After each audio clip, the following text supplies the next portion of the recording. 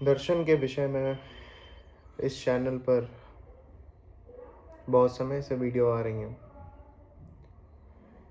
और जितना भी समय हुआ और उससे पहले भी काफ़ी समय से मैंने अध्ययन करना शुरू करा था। जब मैं 13 वर्ष का था तब से दर्शन के प्रति कुछ झुकाव रहा ही था। भारतीय परंपरा के जितने भी दिशाएं रही हैं उन पे हल्का हल्का प्रकाश डाला, पर वेदांत दर्शन जितना लुभाया मुझे उतना शायद ही कोई दर्शन मुझे लुभा पाया। जब भी हम दर्शन को पढ़ते हैं, भारतीय चिंतन की तरफ बढ़ते हैं, तो वहाँ पे शुरुआत होती है एक व्यक्ति से जो अभी दुख में है, बंधन में है। वो अपनी मान्यताओं से घिरा है, वो अपने बिलीफ सिस्टम से घिर चुका है। उसे कोई रास्ता भी नहीं दिख रहा है कि वो कैसे निकले, वो कैसे एस्केप करे। ब्रह्म जिज्ञासा कहा गया कि एक उपयुक्त दिशा है जिससे मनुष्य इन सारी तरह की जो मन की तरंगे हैं, वो जो बाह्य जगत का विस्तार है और ये जो उसका खुद का रचा हुआ है, उससे अपने आप को छुटा पाए। तो उससे पहले हमें यह भी समझना पड़ेगा कि असल में ब्रह्म चिंतन होता क्या है, असल में ब्रह्म है क्या, असल में हम क्या हैं।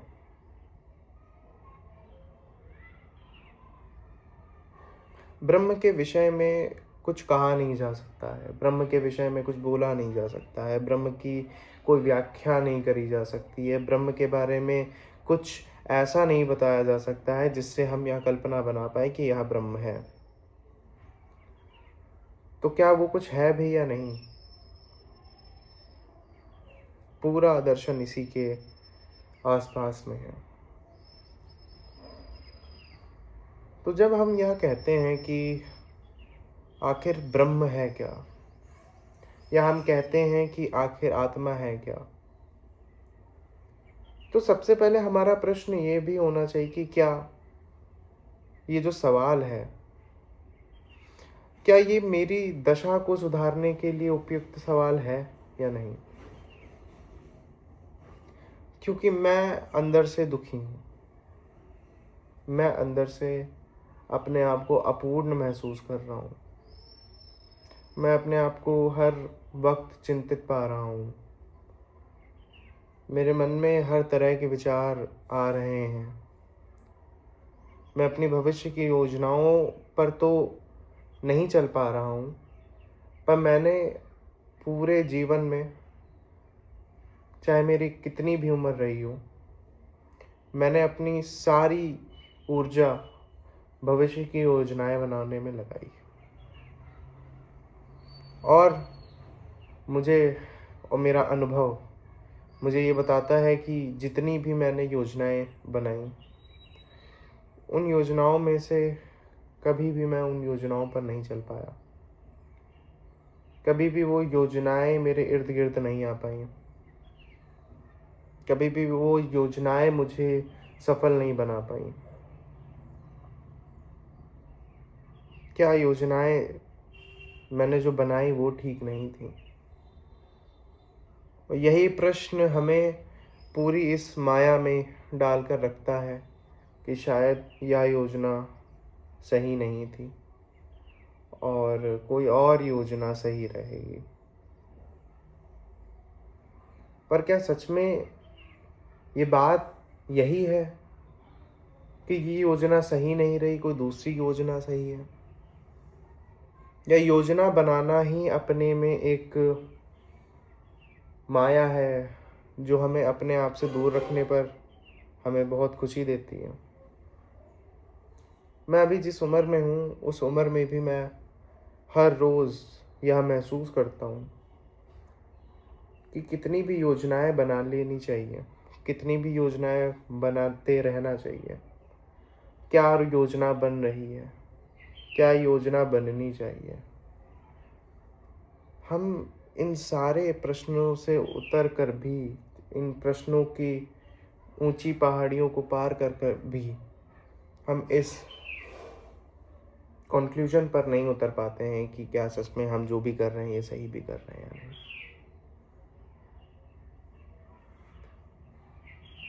हमारी योजनाएं भी कहीं ना कहीं आती तो ऐसे ही हैं कि आसपास जो हो रहा है, जो भी प्रपंच है, वो प्रपंच से मेरा आशय यह नहीं है कि कुछ गलत, क्योंकि गलत सही की बात भी नहीं है। आसपास जो भी घटित हो रहा है सब प्रपंच है, आसपास जो भी है सब प्रपंच है। चाहे वो कुछ भी हो, चाहे वो कैसा भी हो, चाहे आपके सराउंडिंग में कोई भी चीज़ घटित हो रही हो, अगर आप उसको एनालिटिकली डील करना चाहते हैं तो भी कोई बात नहीं है, पर वो उसको कहा प्रपंच में ही जाएगा।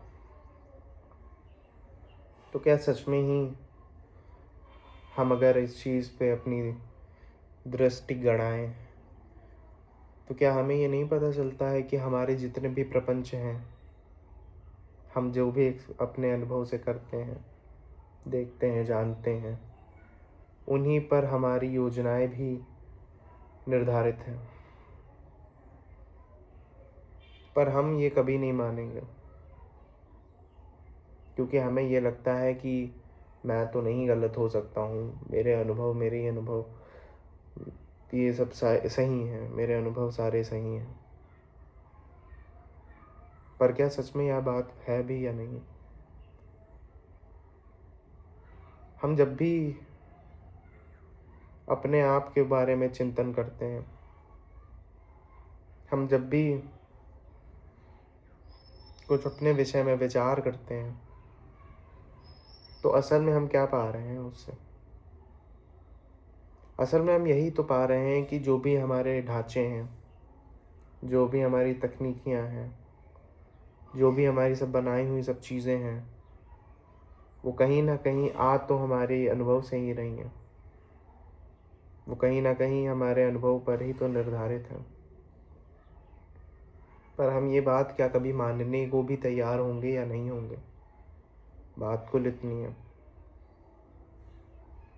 जब हमने शुरुआत में बात करी कि ब्रह्म अव्यक्त है, ब्रह्म को कुछ कहा नहीं जा सकता है, वो इसलिए नहीं कहा जा सकता है क्योंकि तुम जैसे हो तो तुम कुछ भी बोलोगे तो वो ब्रह्म ब्रह्म की व्याख्या नहीं होगी। तुम जो भी कुछ कहोगे वो ब्रह्म की व्याख्या नहीं हो सकती है। तुम्हारा कहना असल में नहीं है।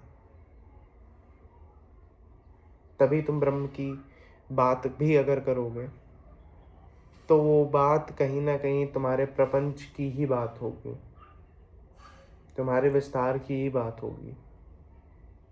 तुमने जो भी कुछ अपने आसपास बना के रखा है उसकी ही बात होगी, क्योंकि वो तुम्हारे बोध से नहीं निकल रही है, वो इस चर्चा से नहीं निकल रही है कि ब्रह्म क्या है। वो तुम्हारे सिर्फ विस्तार से निकल रही है जो तुम बाह्य जगत में बनाते जा रहे हो। और यह कहना भी ठीक होगा कि तुम्हारा जितना बाह्य जगत है वही प्रपंच है। तो तुम्हारी सारी चीज़ें ड्रिवन है तुम्हारे आसपास के जितने भी तुमने संसारिक तौर पर बना के रखी हैं चीज़ें। तो ब्रह्म अव्यक्त है। ब्रह्म उसके लिए अव्यक्त है जो सच में ही अभी बहुत डूबा हुआ है, जो सच में ही अभी बहुत मूर्छित है। क्योंकि समस्या यह खड़ी होने वाली होगी कि अगर उसको ब्रह्म की व्याख्या कर दी जाए तो ब्रह्म को भी अपनी कोई चीज़ मान लेगा। वो उस ब्रह्म को भी कुछ ना कुछ बना लेगा जो उसके प्रपंच का विस्तार होगा। वो उसको अपनी तरह ढाल लेगा। पर ब्रह्म की तो कोई रोक टोक नहीं है। ब्रह्म तो हमेशा से था, हमेशा से है, हमेशा तक रहेगा, जो व्याख्या दी गई है।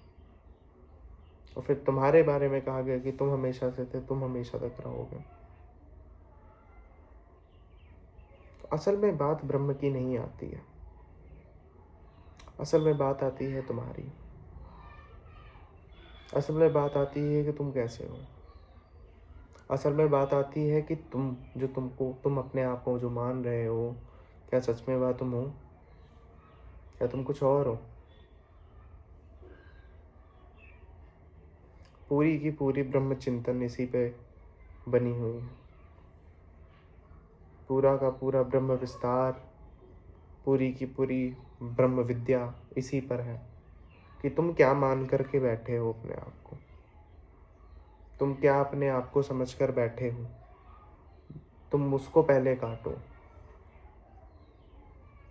क्योंकि अगर उसको नहीं काटा जाएगा तो ब्रह्म की बात भी नहीं हो सकती है। क्योंकि ब्रह्म की जगह तो तुम अपने प्रपंच को रखे हो। ब्रह्म की जगह तो तुम अपने ही विस्तार को रखे हो। तो जब ब्रह्म की जगह तुम अपने ही विस्तार को रखे हो, तो तुम ये कैसे समझ सकते हो कि ब्रह्म क्या है। और तुम जो भी कुछ कहोगे वह ब्रह्म नहीं है। तुम जो भी कुछ कहने वाले हो वो ब्रह्म नहीं है। तुम्हारा कुछ कहना ही बहुत छोटा है। तुम्हारा कुछ बोलना ही कुछ ना ही बोलने के बराबर है। तो जो भी तुम कुछ कहोगे, बोलोगे, अपनी वाणी कहोगे, वो कहीं ना कहीं वो तुम्हारा ब्रह्म से उसका कुछ सम्मेलन नहीं हो सकता है। वह ब्रह्म वाक्य नहीं हो सकता है। वो सिर्फ और सिर्फ तुम्हारा ही विस्तार है। तो अगर तुमने कहा कि ब्रह्म यह है, तो ब्रह्म वहाँ नहीं है। तो नेति नेति की जब हम बात करते हैं तो हम यही तो कहते हैं कि ब्रह्म यहाँ नहीं है, ब्रह्म वहाँ नहीं है। हम उसमें क्या कह रहे होते हैं? हम उसमें यही तो कह रहे होते हैं कि जो तुम्हारा प्रपंच है, जो तुमने बना करके रखा है, जो तुम्हारे जितने भी अनुभव है, जो तुम्हारी जितनी भी सब चीज़ें हैं, उसको तुम कहीं ब्रह्म मत कह देना। उसको कहीं तुम ये मत कह देना कि ये अद्वितीय है। क्योंकि अगर तुमने उसको ही मान लिया तो आगे की यात्रा कभी पूरी नहीं हो पाएगी। तुमने अगर ये कह दिया कि ब्रह्म यहाँ है, तो फिर यात्रा पूर्ण हो गई। तो फिर सारी बात खत्म हो गई। और बात नहीं खत्म हो सकती है। और कारण मैंने बताया जैसा कि तुम्हारा विस्तार, तुम्हारे प्रपंच का विस्तार कभी भी ये बता भी नहीं सकता है कि ब्रह्म क्या है। ये कभी नहीं जान पाएगा कोई भी कि ब्रह्म क्या है। वो अपने अपने आप को बचा करके, अपने आप को खोना पड़ेगा, तब जाके आप ब्रह्म को समझ सकते हैं। और ब्रह्म कोई चीज़ भी नहीं है जिसको आप समझने की कोशिश करें। क्योंकि कोई भी बात कहा तो वो ब्रह्म वाक्य नहीं रहा। वो ब्रह्म वाक्य बचा ही नहीं। अगर कोई भी वाणी कह दी गई ब्रह्म के बारे में तो वो ब्रह्म नहीं बचा। तो नेति नेति का सिद्धांत यही है कि काटो, खत्म करो, काट दो सब चीज़ें। क्योंकि जब तक तुम बनाओगे, जब तक तुम अपने आप को विस्तार दोगे, उतना ही दूर तुम चलते जाओगे अपने ही आप से। उतनी ही दूरियां तुम अपने आप से बना लोगे। उतनी ही दूरियां तुम घटित कर लोगे अपने आसपास ब्रह्म से।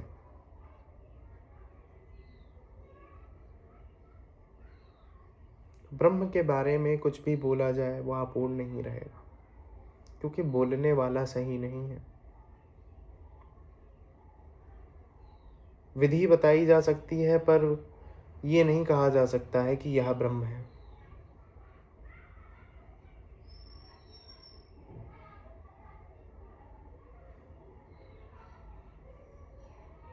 जो भी तुम मानते हो, जो भी तुम्हारी बातें हैं, जो भी तुम्हारी अनुभूतियां हैं, जो भी तुम्हारे अनुभव हैं,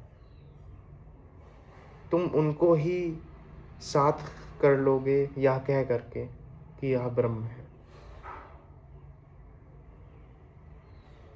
और फिर जहां तुमने ये कहा तो यात्रा बंद, द्वार बंद हो गए। फूल अब नहीं खिल सकता है।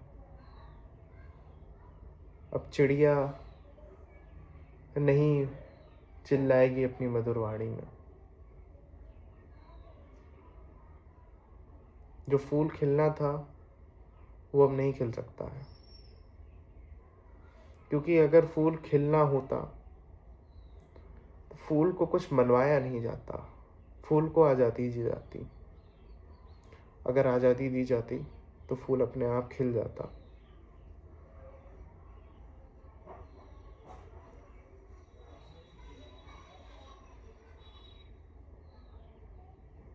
तो उपनिषद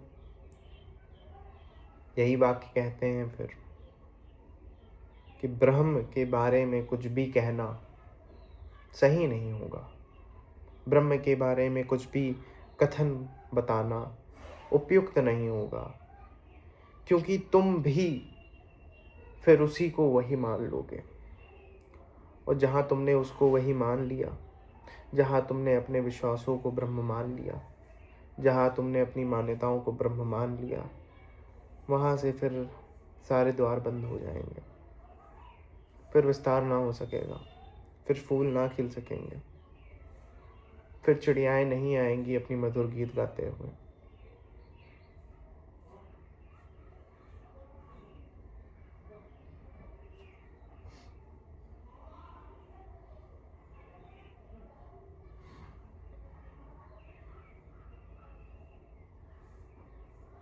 जब शंकराचार्य जी यह कहते हैं कि पहला विचार बहुत आवश्यक है, तो उनका आशय यह है कि पहला विचार करो मुक्ति के बारे में, ना कि ब्रह्म के बारे में। ब्रह्म चिंतन तो बाद की बात आती है। ब्रह्म चिंतन बहुत बाद की बात है। ब्रह्म चिंतन से पहले बहुत चीज़ें होती हैं। ब्रह्म चिंतन से पहले बड़ी यात्राएं करनी पड़ती हैं। पर यह सोचना कि क्या मैं गलत तो नहीं हूं, यही पहला एक विचार होता है। सबसे पहला विचार जब शंकराचार्य जी कहते हैं तो उसका अर्थ यही है कि पहला विचार करो कि तुम बंधे हो। पहला विचार करो कि सदैव यहाँ नहीं रुकना है। पहला विचार करो कि कैसे क्या मेरी मुक्ति हो सकती है। पहला विचार करो कि मुक्ति क्या है। पहला जिज्ञासु की तरह पहले बनो। पहले एक मुमुक्षा से ग्रसित व्यक्ति की तरह बनो। या यह भी कहना उचित नहीं होगा कि बनो, हो। तुम हो जाओ। तुम होते क्यों नहीं हो? जिस क्षण तुम यहाँ हो गए, जिस क्षण तुम यहाँ हो गए कि मुक्ति चाहिए, वही पहला विचार है। मुक्ति की आवश्यकता पहला कदम होता है ब्रह्म की तरफ। जिसके पास यह चाह ही नहीं है कि उसे मुक्त होना हो, उसके लिए मुक्ति भी नहीं है। और उसको यह समझाने की भी आवश्यकता नहीं है, क्योंकि वो नहीं समझेगा। वह व्यक्ति इस बात को नहीं समझ पाएगा कि सच में ही उसे आवश्यकता है इस चीज़ की। जैसे किसी व्यक्ति के सामने एक ग्लास में पानी है, एक लोटे में पानी है। वह प्यासा होगा तो वो पानी उठा करके पी लेगा। पर अगर वह व्यक्ति प्यासा नहीं है तो उसे यह फर्क भी नहीं पड़ेगा कि पानी है कि नहीं है, ग्लास है कि नहीं है। उसे इस बात से कोई भी ग्लानि महसूस नहीं होने वाली है कि मेरे सामने पानी था और मैं नहीं पी पाया, या मैं मुक्त नहीं हो पाया।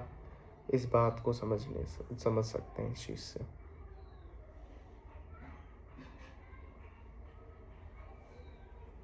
तो सबसे पहला जो कदम होता है ब्रह्म चिंतन के, वो यह समझना कि तुम्हें मुक्ति की आवश्यकता है। वो यह समझना है कि आप चिंतित हैं। मैं चिंतित हूँ, मैं स्वयं चिंतित हूँ, मैं स्वयं परेशान हूँ। यह समझना होगा, यह जानना होगा, यह बताना होगा, मैं चिंतित हूँ। और जब तक इस बात पर एक प्रकाश नहीं पड़ेगा, तब तक बात नहीं बन सकती है। तब तक आप वह नहीं समझ सकते हो जो आपको समझना है। तब तक सिर्फ आप कल्पना कर सकते हो। तब तक सिर्फ आप एक कहानी अपने बारे में बना सकते हो। कहानी बनाना आसान है, कथाओं को रचना आसान है, क्योंकि जितना हम बाह्य विस्तार करेंगे उतनी ही आसानी हमें होगी अपने आप से दूर जाने में। हम परेशान हैं, हम दमित हैं, हर हम व्यक्ति, दूसरे व्यक्ति की भी बात क्या करना, हम अगर अपनी बात कर रहे हैं तो हम दमित हैं, हम परेशान हैं, हम चिंतित हैं, हम हर तरह से ग्रसित लोग हैं। यह मानो तो, यह मानने के बाद ही पहली क्रांति होती है। यह चिंतन ही सबसे पहली क्रांति है। पहली क्रांति का अर्थ शंकराचार्य जी के पहले विचार से हम जोड़ सकते हैं। पहली क्रांति यह मानने में होती है और यह समझने में होती है। मानना उपयुक्त शब्द नहीं रहेगा। यह समझने में होगी कि मैं अपूर्ण हूँ अभी के लिए, और यह भी कह देना कि ये मेरी मान्यता है कि मैं पूर्ण हूँ। और जो सबसे उपयुक्त जो काम होगा, अगर यह सब कुछ भी हटा दिया जाए, तो मैंने जो एक विचार की बात करी, जो शंकराचार्य जी के जो वाणी है, वो मैंने आपसे कहा, वह वाणी यही है कि पहला विचार करो कि तुम बंधे हो बस। या पहला विचार ही आपको ये आगे की यात्रा पूरी करने पर प्रोत्साहित करेगा। उससे पहले बात ना बन सकेगी। उससे पहले कुछ भी अगर बोला जाएगा तो वो सही नहीं बोला जाएगा। उससे पहले कोई भी चिंतन करा जाएगा तो वो चिंतन भी अपने में कोई दम नहीं रखेगा। उससे पहले कोई बात भी कही जाएगी तो वो बात भी कुछ ना कहने के बराबर होगी।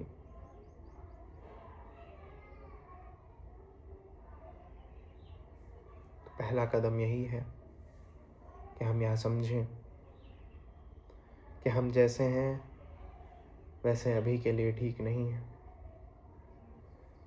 शुरुआत अपूर्णता से ही होती है, क्योंकि अभी आप मान के चलते हैं कि आप अपूर्ण हैं।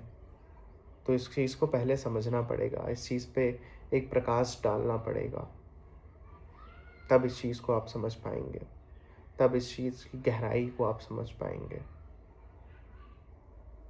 धन्यवाद।